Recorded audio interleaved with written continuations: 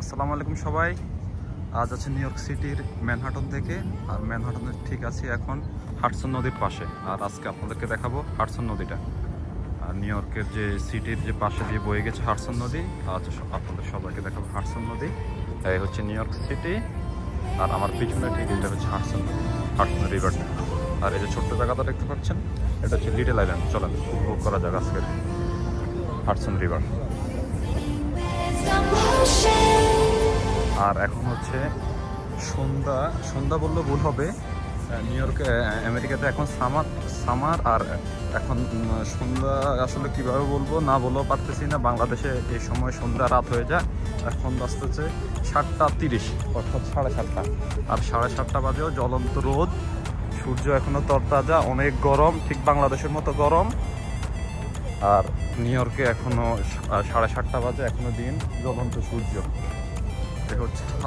এই হচ্ছে হাডসন রিভারটা। আর এই পাশে যে জায়গাটা দেখতেছেন এটা হচ্ছে লিটল আইল্যান্ড। চলেন,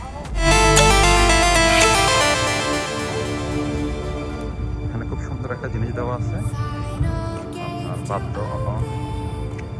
এটা আপনার খুব সুন্দর একটা জিনিস। চাপ দিলে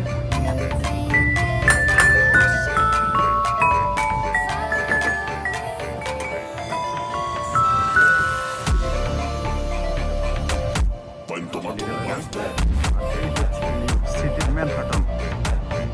চলেন উপর থেকে আরো সুন্দর দেখা যায়, আরো সুন্দর ভিউ পাওয়া যায়। আর ওই যে নদীর ওপারে ওটা হচ্ছে নিউ জার্সি। নিউ ইয়র্ক এবং নিউ জার্সির দুইটা স্টেটকে ভাগ করছে এই হাডসন নদী। এখানে সবাই বসে আছে যে যার মতো করে। চলেন আমরা একদম লিটল আইল্যান্ডের একদম উপরে উঠি, দেখি কেমন দেখা যায় ভিউটা।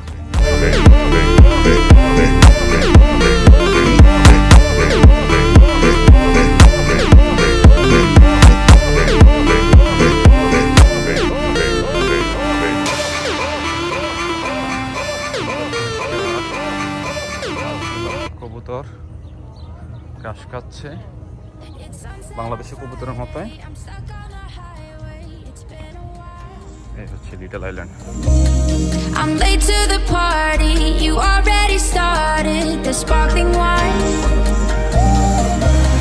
I need to find a spark to keep me from the dark. Theatre আছে, ছোট্ট একটা থিয়েটার লিটল আইল্যান্ডের ভিতরে। আজকে মেবি কনসার্ট হবে এখানে, রেডি হচ্ছে সব কিছু।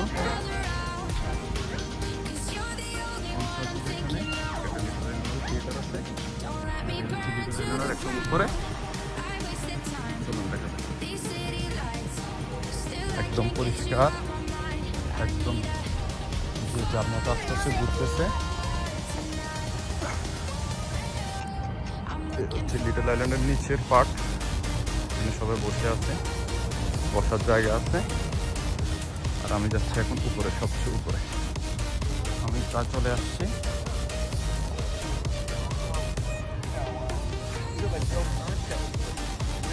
নিউ ইয়র্ক সিটি থেকে, নিউ ইয়র্ক সিটির হাডসন রিভার থেকে আপনাদের সাথে আমি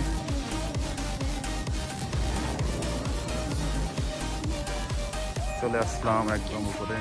আর একটু সবাই আসতেছে একদম উপরে ভিউটা দিতে, অনেক সুন্দর ভিউ। চলেন দেখি। Feels like I'm 16, your blue eyes and ripped jeans. What can I say? As long as there's a spark to keep me from the dark.